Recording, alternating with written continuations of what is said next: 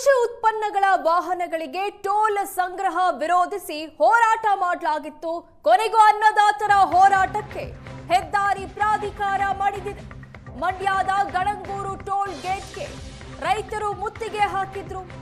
ಕೃಷಿ ಉತ್ಪನ್ನ ತೆಗೆದುಕೊಂಡು ಹೋಗುವ ವಾಹನಕ್ಕೆ ಟೋಲ್ ಇಲ್ಲ ಎಂದ್ಮೇಲೆ ಎರಡೂ ಬದಿಯ ರಸ್ತೆಯಲ್ಲಿ ಅವಕಾಶ ಕೊಡಲು ನಿರ್ಧಾರ ಮಾಡಲಾಗಿದೆ. ಹೆದ್ದಾರಿ ಪ್ರಾಧಿಕಾರದ ಅಧಿಕಾರಿಗಳ ವಿರುದ್ಧ ಸದ್ಯ ರೈತರು ಪ್ರತಿಭಟನೆಯನ್ನ ಕೈಬಿಟ್ಟಿದ್ದಾರೆ. ಬೆಳಗ್ಗೆಯಿಂದ ಬೆಂಗಳೂರು ಮೈಸೂರು ಹೆದ್ದಾರಿ ಟೋಲ್ ಬಳಿ ರೈತರು ಪ್ರೊಟೆಸ್ಟ್ ಮಾಡಿದ್ರು. ಕೃಷಿ ಉತ್ಪನ್ನಗಳ ವಾಹನಗಳಿಗೆ ಟೋಲ್ ಸಂಗ್ರಹ ವಿರೋಧಿಸಿ ಪ್ರತಿಭಟಿಸಿದ್ರು. ಏಷ್ಯಾನೆಟ್ ಸುವರ್ಣ ನ್ಯೂಸ್ ವರದಿ ಬಳಿಕ ಎಚ್ಚೆತ್ತ ಅಧಿಕಾರಿಗಳು ರಿಲೀಫ್ ಕೊಟ್ಟಿದ್ದಾರೆ. ಬೆಳಗ್ಗೆಯಿಂದ ರೈತರು ಪ್ರೊಟೆಸ್ಟ್ ಮಾಡಿದ್ರು. ಕೊನೆಗೂ ಅನ್ನದಾತರ ಪ್ರತಿಭಟನೆಗೆ ಹೆದ್ದಾರಿ ಪ್ರಾಧಿಕಾರ ಮಣಿದಿದೆ. ಇದು ಏಷ್ಯಾನೆಟ್ ಸುವರ್ಣ ನ್ಯೂಸ್ನ ಇಂಪ್ಯಾಕ್ಟ್. ಕೃಷಿ ಉತ್ಪನ್ನ ತೆಗೆದುಕೊಂಡು ಹೋಗುವ ವಾಹನಕ್ಕೆ ಟೋಲ್ ಇರೋದಿಲ್ಲ.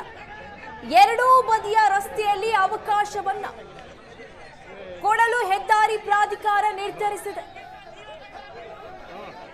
ಇನ್ನು ಬಗ್ಗೆ ಹೆಚ್ಚಿನ ಡೀಟೇಲ್ಸ್ ಕೊಡ್ತಾರೆ ನಮ್ಮ ಪ್ರತಿನಿಧಿ ನಂದನ್. ಬೆಳಗ್ಗೆಯಿಂದ ರೈತರು ಪ್ರೊಟೆಸ್ಟ್ ಮಾಡ್ತಾ ಇದ್ರು. ಕೊನೆಗೂ ಈ ಪ್ರತಿಭಟನೆಗೆ ಒಂದು ಸಕ್ಸಸ್ ಅನ್ನೋದು ಸಿಕ್ಕಿದೆ.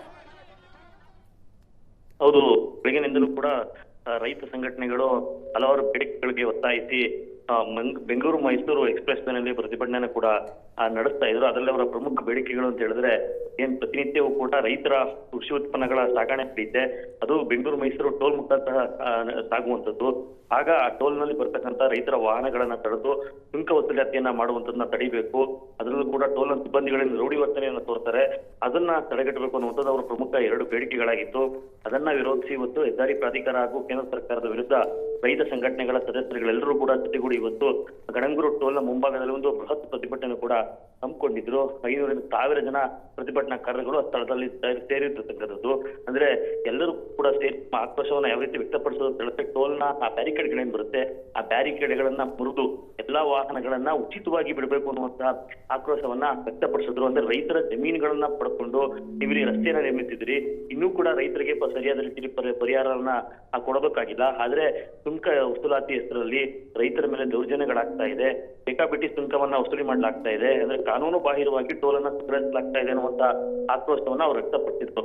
ಅಂದ್ರೆ ಅಷ್ಟು ಏನ್ ಆಕ್ರೋಶಗಳು ವ್ಯಕ್ತ ಆಯ್ತು. ಆ ಟೋಲ್ನ ಬ್ಯಾರಿಕೇಡ್ ಗಳನ್ನ ಮುರಿದು ವಾಹನಗಳನ್ನ ಫ್ರೀಯಾಗಿ ಹೋಗ್ಲಿಕ್ಕೆ ಬಿಟ್ರು. ಅದಾದ ನಂತರದಲ್ಲಿ ಸ್ಥಳಕ್ಕೆ ಹೆದ್ದಾರಿ ಪ್ರಾಧಿಕಾರದ ಅಧಿಕಾರಿಗಳು ಬರಬೇಕು ಅನ್ನುವಂತಹ ಪ್ರಶ್ನೆ ಹಿಡಿದು ಆ ಗಣಂಗೂರು ಟೋಲ್ ಬಳಿ ಅವರು ಪ್ರತಿಭಟನೆಯನ್ನ ಕುಳಿತುಕೊಡ್ತಾರೆ. ಕೇಂದ್ರ ಸರ್ಕಾರ ಹಾಗೂ NHAI ಅಧಿಕಾರಿಗಳ ವಿರುದ್ಧ ತಮ್ಮ ಆಕ್ರೋಶವನ್ನ ಮತ್ತೆ ಅವರು ಮುಂದುವರಿಸುವಂತದ್ದು. ಆಗ ಸ್ಥಳಕ್ಕೆ ಬರುವಂತ NHAIನ ಸಂಬಂಧಪಟ್ಟ ಅಧಿಕಾರಿಗಳು ನೀಡ್ತಾರೆ. ಅವ್ರಿಗೆ ಕನ್ನಡ ಬರೋದಿಲ್ಲ ಅನ್ನುವಂತ ಕಾರಣಕ್ಕೂ ಕೂಡ ಪ್ರತಿಭಟನಾಕಾರರ ಆಕ್ರೋಶ ಹೆಚ್ಚಾಗುವಂತದ್ದು. ಅಂದ್ರೆ ರೈತರ ಜೊತೆ ಸಂವಹನ ನಡೆಸುವಂತ ಸಂದರ್ಭದಲ್ಲಿ ಆ ಕನ್ನಡವನ್ನ ಮಾತನಾಡಬೇಕು. ಅಂದ್ರೆ ಸ್ಥಳೀಯವಾಗಿ ಇಲ್ಲಿ ಸ್ಥಳೀಯ ಜನರೇ ಕನ್ನಡ ಮಾತಾಡುವಂತ ಜನರೇ ಓಡಾಡ್ತಾರೆ. ಆದ್ರೆ ಅವರಿಗೆ ಸಮಸ್ಯೆಗಳು ಇದ್ರ ಸಂದರ್ಭದಲ್ಲಿ ಅವರ ಸಮಸ್ಯೆಗಳ ಬಗೆಹರಿಸಲಿಕ್ಕೆ ಕನ್ನಡದ ಅಧಿಕಾರಿಗಳು ನಿಮ್ಮ NHAIಯಲ್ಲಿ ನೇಮಕ ಆಗ್ಬೇಕು ಅನ್ನುವಂತ ಒತ್ತಾಯವನ್ನು ಕೂಡ ಮಾಡಿದ್ರು. ಅಂದ್ರೆ ಸತತ ಏನು 3 ಗಂಟೆಗಳ ಕಾಲ ಪ್ರತಿಭಟನೆ ನಡೆಯುತ್ತೆ. ಅಧಿಕಾರಿಗಳಿಗೆ ಬಿಸಿ ಮುಟ್ಟಿಸುವಂತ ಕೆಲಸವನ್ನ ರೈತರು ಮಾಡುವಂತದ್ದು. ಈಗ ಅಂತಿಮವಾಗಿ ಒಂದು ನಿರ್ಧಾರಕ್ಕೆ NHAI ಬಂದಿರತಕ್ಕಂಥದ್ದು. ಅಂದ್ರೆ ರೈತರ ವಾಹನಗಳಿಗೆ ಟೋಲ್ನ ಎರಡೂ ಬದಿಯಲ್ಲಿ ಅವರ ಓಡಾಟಕ್ಕೆ ಉಚಿತವಾಗಿ ಅವಕಾಶ ಮಾಡಿಕೊಡುವಂತ ನಿರ್ಧಾರವನ್ನ ಮಾಡಿರ್ತಕ್ಕಂಥದ್ದು. ಅಂದ್ರೆ ಈಗ NHAIನ ಅವರ ನಿರ್ಧಾರ ಹೊರಬಂದ ನಂತರದಲ್ಲಿ ಪ್ರತಿಭಟನಾಕಾರರು ಕೂಡ ಪ್ರತಿಭಟನೆ ಕೈಬಿಟ್ಟಿರ್ತಕ್ಕಂಥದ್ದು. ಥ್ಯಾಂಕ್ ಯು ನಂದನ್ ನಿಮ್ಮೆಲ್ಲ ಡೀಟೇಲ್ಸ್ಗೆ.